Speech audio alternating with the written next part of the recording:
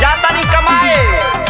कहाँ ना बताई तो चलबू का बता दी हम के हाथ जाके सुनी लिया तो सूर्या से पूछ ले। कहा ना बतेबो हम तो ना बताई पीछा कर भी का। हाँ तब अकेले खुश रहो।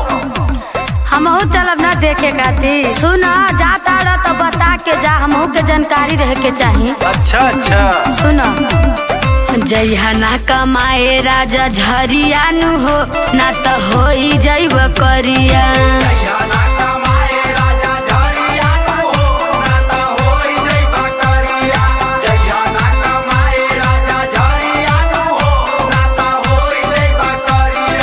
हो जइब करिया बात मान ये सवरिया।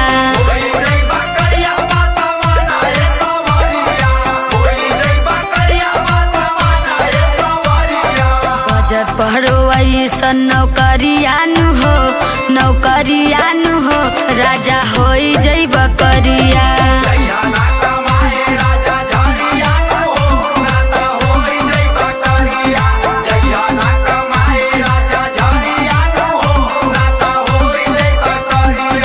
घरे कौनो होले ना कदरियानु हो, धरब शहर के डगरिया।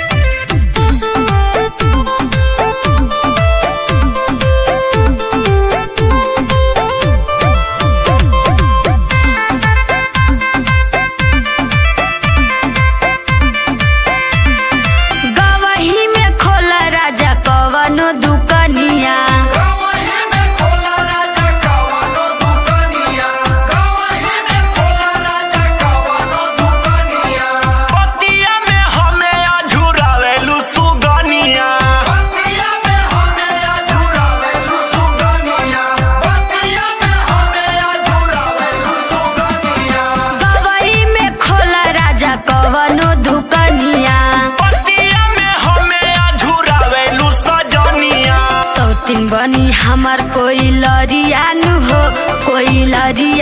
हो पिया हो जइब करिया।